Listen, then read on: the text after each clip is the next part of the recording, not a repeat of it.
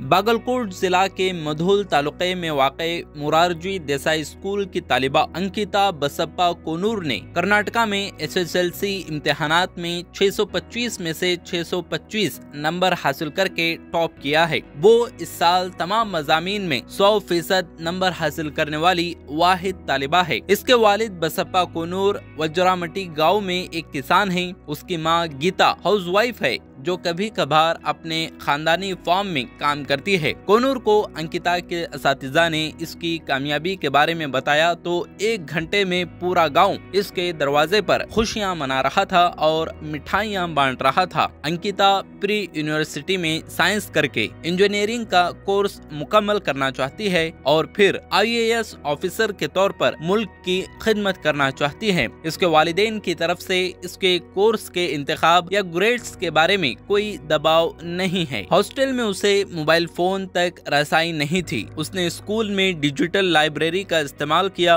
वो सुबह 5 बजे के करीब उठती और क्लास में जाने से पहले कम से कम 2 घंटे पढ़ती थी। स्कूल से वापसी पर वो शाम को खेलने में दूसरों के साथ शामिल होने से पहले उस दिन सीखे गए असबाक पर नजरसानी करती। अंकिता अपने स्कूल को तालीमी नज़्मो ज़ब्त का सहरा देती है। इसकी कामयाबी ने बड़े पैमाने पर तारीफ हासिल की। कर्नाटका के वज़ीर आला सिद्धरामैया ने अपनी खुशी का इजहार किया और देही इलाकों में सरकारी रिहायशी स्कूलों की अहमियत पर जोर दिया।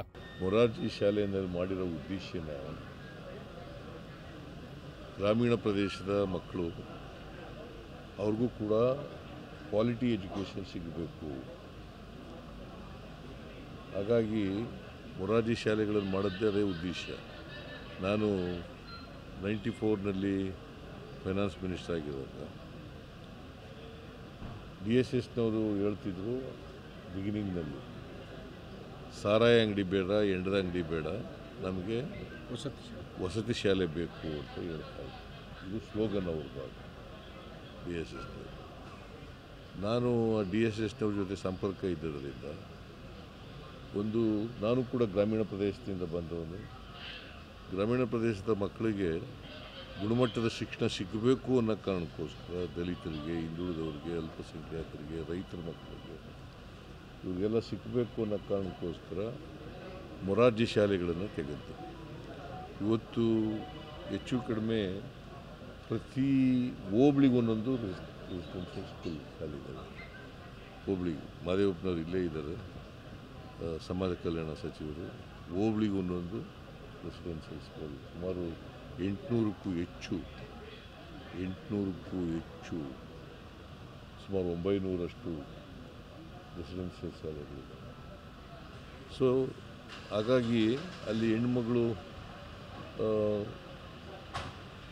ಫಸ್ಟ್ ರ್ಯಾಂಕ್ ತಗೊಂಡಿದ್ದಾರೆ. ಅವ್ರಿಗೆ ನಾನು ಅಭಿನಂದನೆಗಳನ್ನು ಸಲ್ಲಿಸಲಿಕ್ಕೆ ಬಯಸ್ತಾ ಇದ್ದೇನೆ. ಎಲ್ಲೂ ಹೆಚ್ಚು ಜನ ಅಲ್ಲಿ ಮೊರಾರ್ಜಿ ಶಾಲೆಯಲ್ಲಿ ಅಭ್ಯಾಸ ಮಾಡ್ತಕ್ಕಂಥವ್ರು ವಿದ್ಯಾರ್ಥಿಗಳಾಗಿದ್ದಂಥವರು ಹೆಚ್ಚು ಜನ ರ್ಯಾಂಕ್ಗಳನ್ನು ಪಡ್ಕೊಳ್ಬೇಕು, ಡಿಸ್ಟಿಂಕ್ಷನಲ್ಲಿ ಪಾಸ್ ಆಗಬೇಕು ಅಂತಕ್ಕಂಥ आशयವನ್ನು ವ್ಯಕ್ತಪಡಿಸಿದ್ದಾರೆ।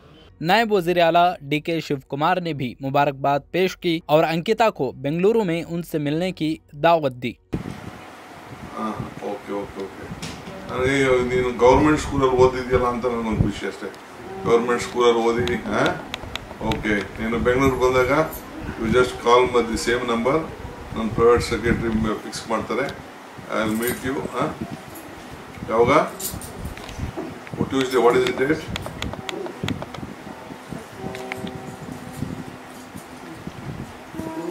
ಮಂಗಳವಾರನಾ? ಓಕೆ ಓಕೆ ಓಕೆ ಓಕೆ ಬಾ. ಇವು ಕಾಲ್ ಈ ನಂಬರಿಗೆ ಕಾಲ್ ಮಾಡಿ ನಮ್ಮ ಪ್ರೈವೇಟ್ ಸೆಕ್ರೆಟರಿ ಫಿಕ್ಸ್ ಮಾಡ್ತಾರೆ, ನನ್ನ ಮನೆಗೆ ಬರುತ್ತೆ. ಏನಿವೆ, ದೇವ್ರು ಒಳ್ಳೇದು ಮಾಡಿ ಮರಿ.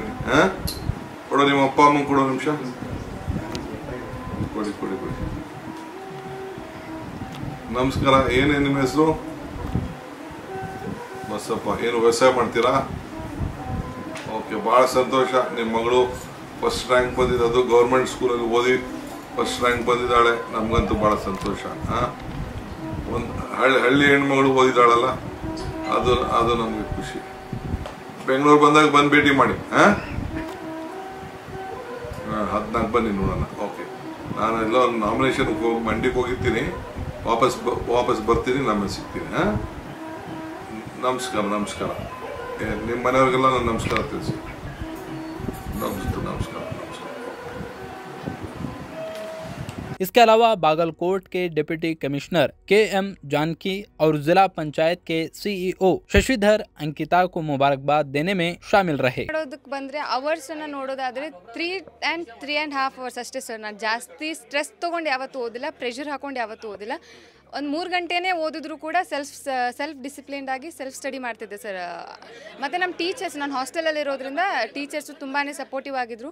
ಯಾವುದೇ ಕಾನ್ಸೆಪ್ಟ್ ಅರ್ಥ ಆಗಲಿಲ್ಲ ಅಂದರೂ ಕೂಡ ಯಾವುದೇ ಒಂದು ಸಮಯದಲ್ಲಿ ಹೋದರೂ ಕೂಡ ಅರ್ಥ ಮಾಡಿಸ್ಕೊಳ್ಳುವಷ್ಟು ಪೇಷನ್ಸು ಕೂಡ ಅವ್ರಿಗಿತ್ತು.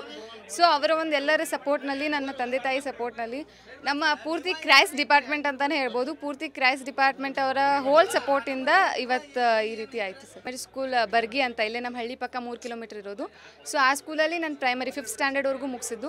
ಅದಾದ ನಂತರ 6th ಸ್ಟ್ಯಾಂಡರ್ಡಿಂದ 10th ಸ್ಟ್ಯಾಂಡರ್ಡ್ವರೆಗೂ ಮೊರಾರ್ಜಿ ದೇಸಾಯಿ ವಸತಿ ಶಾಲೆ ಮೆಳ್ಳಿಗೇರಿ ತಾಲೂಕು ಮುಧೋಳಲ್ಲಿ ಓದಿದ್ದು ಸರ್. ಫ್ಯೂಚರಲ್ಲಿ ಜಾಬ್ ಆಯಿತು, ನನ್ನ ಕರಿಯರ್ ಆಯಿತು, ಅದನ್ನು ನೋಡೋದಾದರೆ ನಾನು IAS ಆಫೀಸರ್ ಆಗಬೇಕು ಅಂತ ಇದೆ ಸರ್. ಈಗ PU ಸೈನ್ಸ್ ಮಾಡಿಕೊಂಡು ಆ ನಂತರ IAS ಆಫೀಸರ್ ಮಾಡುವಂಥ ಯೋಚನೆ ಇದೆ ಸರ್. ಇಂಪಾರ್ಟೆಂಟ್ ಅಲ್ಲ ಸರ್, ನಾವೇನು ಕಲಿತೀವಿ, ನಾವು ಯಾವ ರೀತಿಯ ಮೌಲ್ಯಯುತವಾದಂಥ ಶಿಕ್ಷಣವನ್ನು ಪಡ್ಕೊಳ್ತೀವಿ ಅನ್ನೋದು ತುಂಬ ಇಂಪಾರ್ಟೆಂಟ್ ಆಗುತ್ತೆ. 625 ಯಾರು ಬೇಕಿದ್ರೂ ಮಾಡ್ಬೋದು, ಹೇಗೆ ಬೇಕಿದ್ರೂ ಮಾಡ್ಬೋದು. ಆದರೆ ಅಂಕ ಇಂಪಾರ್ಟೆಂಟ್ ಇಲ್ಲ ಅಂತ ಅಲ್ಲ, ಅದರ ಜೊತೆಗೆ ಮೌಲ್ಯಯುತವಾದ ಶಿಕ್ಷಣ ಕೂಡ ಇಂಪಾರ್ಟೆಂಟು. ಅಂಕ ಬರಲಿಲ್ಲ ಅನ್ನೋದಕ್ಕೆ ಯಾವುದೇ ರೀತಿಯಾದ ಡಿಪ್ರೆಷನ್ಗೆ ಹೋಗುವಂಥ ಅವಶ್ಯಕತೆ ಇಲ್ಲ. ಯಾಕಂದರೆ ಜೀವನದಲ್ಲಿ ಇದು ಮೊದಲನೇ ಸ್ಟೆಪ್ ಮಾತ್ರ. ಜೀವನ ನಮಗಿನ್ನೂ ತುಂಬ ಹೇಳ್ಕೊಡುತ್ತೆ. ಜೀವನದಲ್ಲಿ ನಾವಿನ್ನೂ ತುಂಬ ಸಾಧಿಸೋದು ಬಾಕಿ ಇದೆ. ಇದು ಬಿಗಿನಿಂಗ್ ಅಷ್ಟೇ. ಬಿಗಿನಿಂಗಲ್ಲಿ ಸ್ವಲ್ಪ ತೊಂದರೆ ಆಗೋದು ಸಹಜನೇ, ಇಲ್ಲ ಅಂತ ಅಲ್ಲ. ಸೊ ಚೆನ್ನಾಗಿ ಪರ್ಸೆಂಟೇಜ್ ಮಾಡಿದವ್ರಿಗೆ ಕಂಟಿನ್ಯೂ ಮಾಡಿ ಅಂತ ಹೇಳ್ತೀನಿ. ಯಾರು ಸ್ವಲ್ಪ ಕಡಿಮೆ ಆಗಿದೆ ಅವರು ಇನ್ನು ಸ್ವಲ್ಪ ಫೋಕಸ್ ಮಾಡಿ ಚೆನ್ನಾಗಿ ಮಾಡಿ ಅಂತ.